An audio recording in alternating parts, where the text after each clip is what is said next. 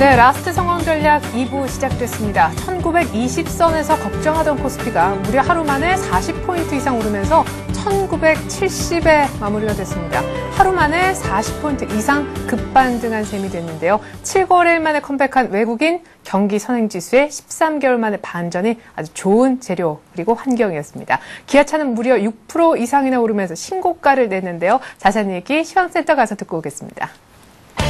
네, 시황센터입니다. 3월 3일 목요일장 마감했습니다. 간만에 호재성 재료도 있었습니다. 경기 선행지수가 13개월 만에 상승세로 돌아서면서 투자 심리 또한 되돌려놓는 모습이었는데요. 외국인과 기관 모두 매수하면서 양증시 모두 반등에 성공했습니다. 자세한 내용은 코스피부터 확인해 보겠습니다. 오늘 코스피는 42포인트, 2% 넘게 오르면서 1970선에서 마무리됐습니다. 출발 또한 장 초반부터 외국인의 매수가 유입되면서 1940선에서 출발했는데요. 기관의 매수 물량도 확대되면서 오후장 들어서 막판 질주에 전력하는 모습이었습니다. 결국 1970선까지 회복하면서 마무리됐는데요. 자세한 수급 내용 살펴보겠습니다. 외국인 쪽에서 7거래일 만에 매수로 돌아왔습니다. 기관은 오늘까지 7거래일 연속으로 매수 우위를 지켜주고 있는데요. 외국인 쪽에서 1,600억 원 정도, 기관 쪽에서 3,000억 원 가까이 매수했습니다. 개인만이 매도했는데요. 개인 쪽에서는 4,100억 원 정도 차익 실현 매물이 나왔지만 지수 상승에 큰 부담은 되지 않았습니다. 이어서 코스닥 살펴보겠습니다. 코스닥도 사흘 만에 반등했습니다. 오늘 7포인트 오르면서 510포인트에서 마무리됐는데요.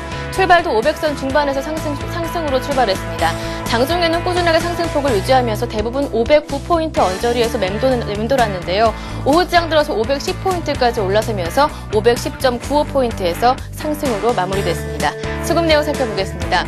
코스닥에서도 마찬가지로 외국인과 기관 쪽에서 모두 매수하면서 장을 이끌어가는 모습이었습니다. 기관 쪽에서 100억 원, 외국인 쪽에서 80억 원 정도 매수했고요. 개인만이 190억 원 정도 매도하는 상황이었습니다.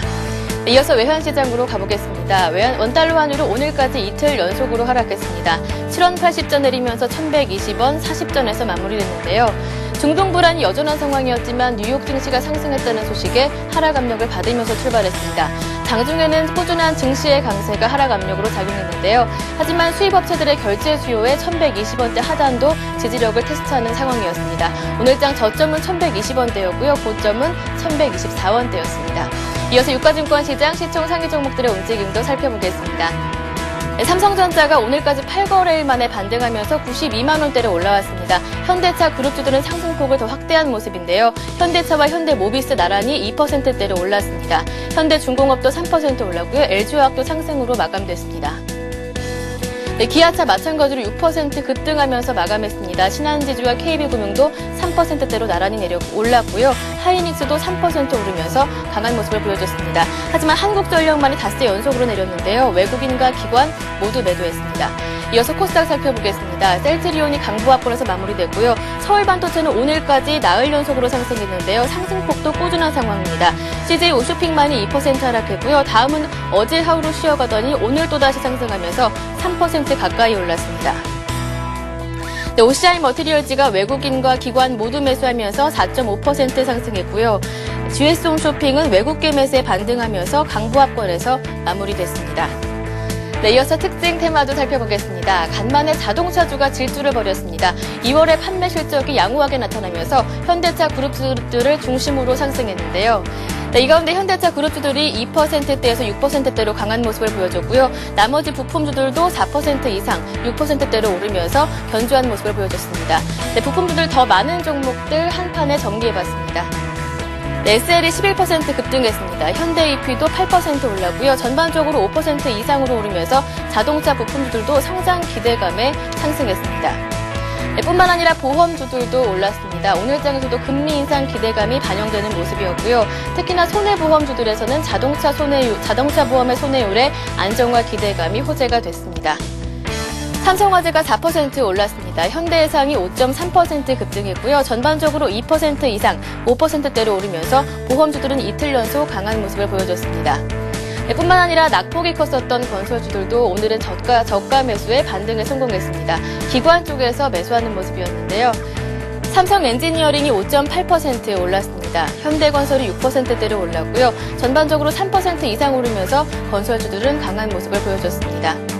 네, 이어서 주춤했었던 정유화학주도 살펴보겠습니다. 오늘장에서 모처럼 기지개를 켰는데요. 역시나 기관 쪽에서 매수했습니다. SK이노베이션이 5% 가까이 올랐습니다. GS와 SO일 마찬가지고요. 화학주 가운데서는 한화케미칼이 8% 급등하면서 정유화학주들이 동반해서 반등에 성공한 모습이었습니다. 마지막으로 테마주 살펴보겠습니다. 평창 올림픽 관련주가 오늘장에서 급등하는 모습이었는데요. 박근혜 전 대표가 평창 동계올림픽 유치 특위에 고문으로 참여한다는 소식이 화제가 됐습니다. 차트상에 있는 모든 종목들이 상한가로 진입하면서 마감했는데요. 이렇게 삼양식품이 14% 올라고요. 나머지 종목들도 모두 상한가 진입하면서 평창 동계올림픽 관련주가 박근혜 테마주에 발을 들여놓는 모습이었습니다. 네, 지금까지 마감 시황 전해드렸습니다. 네, 계속해서 오늘 전문가 눈으로 오늘장 한번 특징 추려보고요. 내일장 또 많이 오를 수도 있습니다. 그렇죠? 전략 미리 세워보는 시간 갖도록 할게요. 대신증권 컨설팅 랩에 있는 최진 책임연구위원 만나보겠습니다. 안녕하세요. 예, 안녕하십니까. 예, 1970, 너무 반가운데요. 120일 이동평균선을 회복했어요, 드디어. 예. 일단 오늘 증시를 설명을 드리면은 사흘 만에 반등하면서 1970선에 안착에 성공하는 모습이었는데요. 오늘 뉴욕 증시가 국제유가 급등에도 불구하고 고용지표 개선 소식으로 상승했다는 소식이 일단 오전장의 투자 심리를 좀 호전시키는 모습이었고요. 여기에 아침에 발표됐었던 국내 1월 경기 선행지수가 13개월 만에 상승 전환했다는 소식도 오랜만에 투자 심리를 좀 긍정적으로 끌어올리는 데 작용을 했었습니다. 이에 따라서 외국인과 기관을 중심으로 최근 낙폭이 컸었던 데 따른 저가 매수세가 유입되면서 큰 폭의 지수 반등이 나타난 것으로 보여지고 있습니다. 업종별로는 일단은 통신과 전기가스 업종을 제외하고 전 업종이 강세를 나타냈습니다. 예, 그렇군요. 자, 앞서서 뉴욕 증시가 유가의 반등 더 추가적인 상승에도 불구하고 오름세로 마감한 것도 우리 증시 아주 좋은 호재거리였다 얘기를 하셨었는데요. 일단은 뉴욕 증시 얘기를 좀 더 해보면은 고유가였던 공포는 이겨낸 듯 싶습니다. 계속해서 지표도 좀 좋았는데 오늘 밤에는 ISM 서비스업 지수가 또 나올 예정이라면서요. 예. 일단은 유가와 관련돼서는 다소 비켜져 있는 얘기긴 하지만은 미국 경기가 일단 워낙 좋다는 것을 좀 감안해 본다면 유가하고는 좀 거리를 두려는 모습을 볼 수 있을 것 같고요. 하지만은 최근 글로벌 증시의 흐름 자체가 유가와 워낙 밀접하게 움직이고 있기 때문에 유가 동향에 있어서는 여전히 관심을 둬야 할 것 같습니다. 한편 오늘 전일 발표됐었던 ISM 제조업 지수가 2004년 5월 이후에 최고치를 나타낸 반면에 오늘 밤에는 ISM 서비스업 지수가 발표될 예정인데요. 오늘 발표될 서비스업 지수는 1월 지표가 59.4포인트에서 예상치가 59포인트로서 다소 전망치가 전월 대비는 소폭 하향 조정될 것으로 예상이 되고 있습니다. 하지만 기준선인 50선 이상을 여전히 이어가고 있다는 점에서 미국 경기 회복에 대한 기대감은 여전히 지속될 것으로 판단이 되고 있고요. 또한 오늘 밤에 발표될 4분기 노동생산성 역시 예비치인 2.6%에서 수정치가 현재 2.3%로 소폭 낮아질 것으로 예상이 되고 있습니다. 하지만 지난 4분기 실질 GDP가 수정치에서 0.4%포인트 이미 하향 조정된 것을 시장이 인지하고 있기 때문에 이 역시 시장에 미치는 효과는 크지 않을 것으로 판단이 되고 있습니다. 한편 미국뿐만 아니라 오늘 밤에는 유럽 쪽에도 눈을 좀 한번 돌려보셔야 될 것 같은데요. 오늘 밤 유럽 중앙은행은 인플레이션 차단을 위해서 정례 회의를 열릴 예정입니다.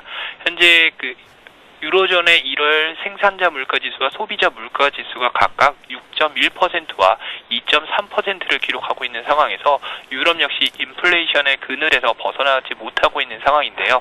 한편 최근 국제유가 급등 등 인플레이션 압력이 강화되고 있는 상황에서 오늘 밤 인플레이션 차단을 위한 어떠한 언급이 나올지 시장에 주목할 것으로 보여지고 있습니다. 한편 시장에서는 최근 유로화 강세에 따라서 유로존의 기준금리 인상이 적어도 6월 이후에는 나올 것으로 예상을 하고 있고요. 다만 더불어서 생각을 해보자면 3월달 이후에 픽스 국가들의 국채 만기가 몰려있는 입장에서 기준금리가 인상이 된다면 이 역시 픽스 국가들에 대한 리스크로 좀 작용하지 않을까 예상을 하고 있습니다. 네.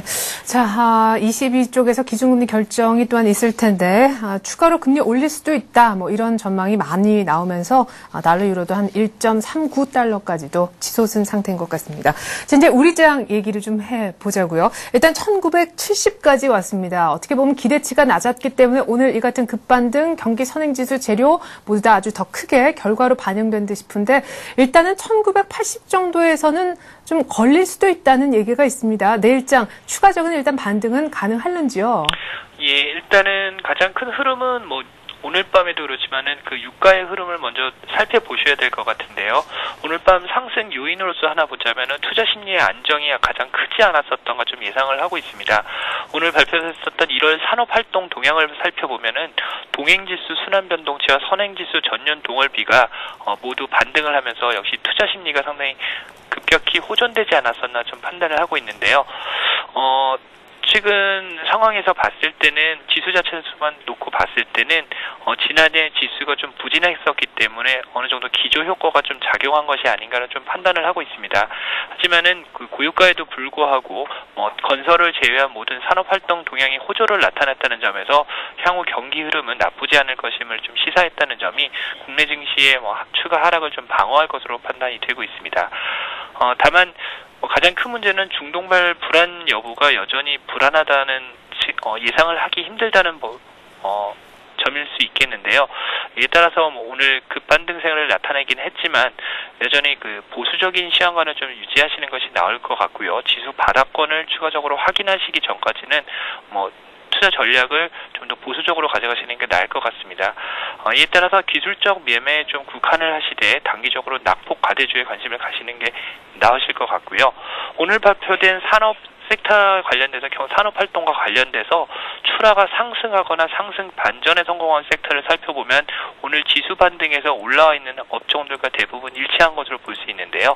이 중에서는 화학과 철강금속, 자동차와 섬유 업종 등이 좀 더 상승한 것으로 보여졌습니다. 그래서 이 업종들 중에서 지수 낙폭이 좀 과대했던 업종에 대해서 관련해서 좀 더 포커스를 가져가시는 게 낫지 않을까 생각하고 있습니다. 그러면은요, 낙폭이 과대하지도 않았는데 오늘 이렇게 시장이 많이 뛸 때 신고가까지 내버린 기아차가 포함되어 있는 자동차주에 대해서는 조금 그렇게 아주 긍정적인 생각은 안 갖고 계시다는 얘기신가요? 일단 2월 산업 기아차 같은 경우에서는 일단 현대차와 함께 2월 그 자동차 판매 동향이 워낙 좋았었기 때문에 펀더멘탈상으로는 큰 무리가 없다고 판단을 하고 있습니다.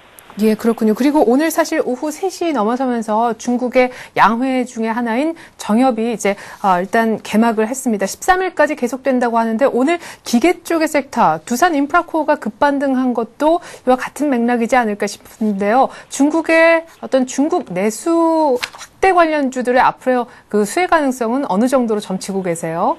예, 일단 지난 1995년부터 2010년까지 양해 이후의 주가를 보면은 대부분 그 주가가 기존의 상승세를 지속하거나 상승세로 전환되는 경우가 대부분이었었는데요. 이에 따라서 과거 사례를 적용해 본다면 양해 이후에도 중국 관련 주가는 좀 더 긍정적이지 않을까 좀 예상을 할 수 있을 것 같습니다.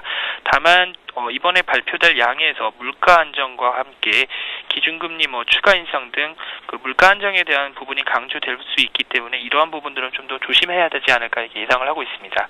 네, 물가를 잡기 또 노력하고 있는 중국 당국이기 때문에 또 중국 양회에 대한 효과만 바랄 수는 없겠다 이런 얘기셨는데요. 그러니까 지금 기술적으로 조금 낙폭 과대 종목 정도 수익률이 좋을 것 같다 얘기하셨는데 그러면 오히려 정답들을 조금 추려볼까요? 낙폭 과대를 어느 쪽으로 보고 계신 거예요? 일단은 낙폭 과대로 말씀을 드리자면 그동안에 컸었던 건설업종이라든지 이런 쪽을 볼 수 있겠는데요. 하지만 건설업종 같은 경우에는 여전히 금리 인상 관련된 사이클이 있기 때문에 좀 더 조심하셔야 될 것 같고요. 일부 화학주라든지 정유주, 철강 쪽 원재료 관련 주들은 여전히 좀 긍정적이지 않을까 좀 예상을 할 수 있을 것 같습니다. 네, 그래요. 화학, 정유, 그리고 철강, 금속 쪽 좀 좋게 보시는 것 같습니다.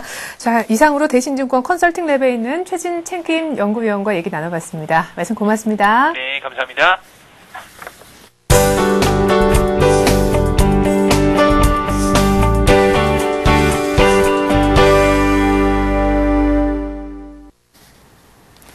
이 시각 주요 뉴스입니다. 지난 1월 산업 생산이 수출 호조와 내수 회복으로 크게 증가했습니다.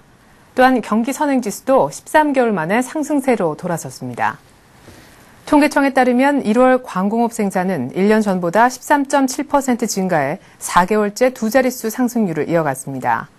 특히 제조 평균 가동률은 85%로 작년 연말보다 2.7%포인트 급등하며 통계를 작성하기 시작한 1980년 1월 이후 최고치를 기록했습니다. 한편 현재 경기 상황을 보여주는 동행지수 순환 변동치는 모든 구성 지표가 증가하면서 전월보다 1.1포인트 올라 2달 연속 상승세를 이어갔습니다. 아울러 향후 경기 국면을 예고해주는 선행지수 전년 동월비도 0.2%포인트 상승해 13개월 만에 상승세로 돌아섰습니다. 관세청은 지난달 수입된 10대 원자재 가운데 구리, 알루미늄, 밀 등 5개 품목의 가격이 사상 최고가를 경신했다고 밝혔습니다. 산업 전반에 두루 쓰이고 있는 구리는 작년 10월 톤당 8,000달러를 뛰어넘은 데 이어 지난달에는 톤당 9,317달러를 기록했습니다. 알루미늄도 톤당 2,590달러로 사상 최고가를 보였습니다. 니켈은 톤당 26,500달러로 1년 전보다 40% 넘게 뛰었습니다. 설탕의 원료인 원당은 지난해 12월 톤당 500달러 돌파를 한 데 이어 2달 만에 톤당 600달러도 넘어섰습니다. 지난해 11월 톤당 300달러를 넘어섰던 밀도 지난달 380달러까지 올라 톤당 400달러에 육박하고 있습니다.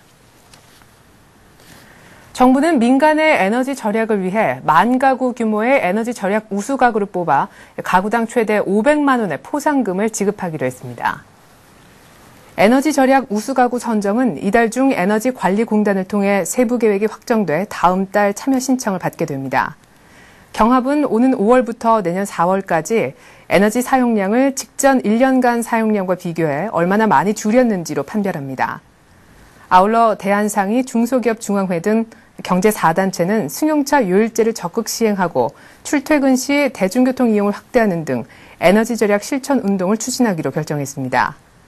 정부는 승용차 요일제 시행하는 기업의 기름 사용 감축분을 온실가스 감축 실적으로 인정해줄 계획입니다. 김종창 금융감독원장이 신한금융지주에 대해 정신을 못 차린 것 같다며 직격탄을 날렸습니다. 김 원장은 오늘 명동은행회관에서 은행장과 조찬 간담회를 가진 뒤 신한금융이 라응찬 전 회장에게 스톡옵션을 지급키로 한 데 대해 이사회가 제 기능을 못하고 있다며 지적했습니다. 그는 앞으로 은행의 지배구조가 제대로 작동하는지 검사 과정에서 철저히 볼 것이라고 강조했습니다. 김 원장은 또 은행의 당면 과제 중 하나로 전월세 자금 지원 강화를 꼽았습니다. 그는 금감원이 은행의 전월세 자금 지원 활성화를 위해 태스크포스를 만들어 임차 보증금, 담보대출 등을 포함한 제도와 관행 개선을 추진 중이라고 말했습니다. 네, 이상으로 3월 3일 목요일에 보내드린 라스트 성공 전략 마치겠습니다. 외국인들의 7거래일 만에 컴백 때문에 코스피는 1970선까지 회복했는데요. 개파락했던 부분을 메우기 위해서는 1980선부터 일단 회복하는 일이 중요하다고 합니다. 120일 이동평균선을 일단 회복시켜 놓았는데 내일 또 추가적인 반등이 나올지, 외국인들이 또 사줄지, 유가는 진정세를 보일지 많은 변수들이 우리 앞에 있는 것 같습니다. 내일 추가적인 반등 기대해 보겠습니다. 내일 다시 오죠. 고맙습니다.